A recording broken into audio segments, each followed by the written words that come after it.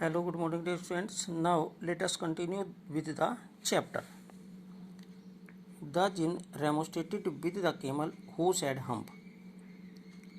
जिन ने ऊँट से शिकायत की जो हमेशा हम्प कहता रहता था. The camel's beautiful back suddenly grew a lump.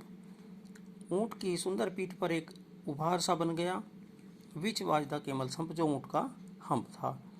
The jinn assured the camel his hump would always be a help, not a hindrance. जिन ने भरोसा दिलाया ऊँट को कि वो हमेशा जो हम्प है वो उसकी सहायता करेगा और किसी भी काम में उसकी बाधक नहीं बनेगा. The jinn rolled himself up in the dust cloak. जिन ने अपने आप को एक डस्ट क्लोक के रूप में, धूल के घेरे के रूप में बना लिया. एंड टूक a walk across the desert, और उसने डेजर्ट का चक्कर लगाया. And found the camel looking at his own reflection in A pool of water. और उसने ऊँट को एक तालाब के पानी में अपनी प्रतिच्छाया को देखते हुए पाया. My friend sad the jinn. जिन ने कहा कि मेरे मित्र, वाट इज दिस, यह क्या है. I hear of you are doing no work. कि मैं क्या सुन रहा हूँ कि तुम कोई भी काम नहीं कर रहे हो. The jinn sat down with his chin in his hand. जिन अपने हाथ में अपनी चिन को पकड़ करके बैठ गया. चिन कहते हैं ठोड़ी को, या आप यहाँ पर देख सकते हैं. While the camel looked at his own reflection in the pool of water.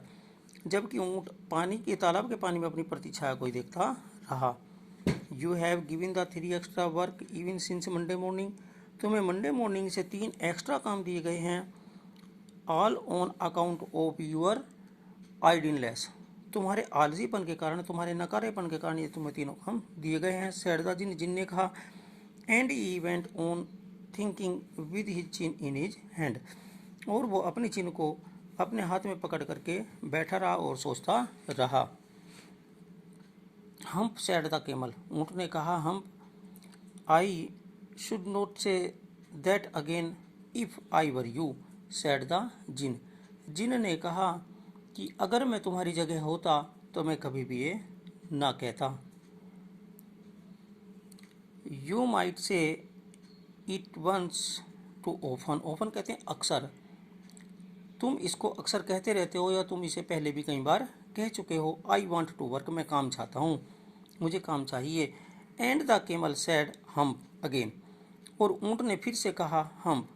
But no sooner. लेकिन जैसे ही had he said it then, जैसे उसने यह कहा, ही सा हिज बैक. उसने अपनी पीठ देखी.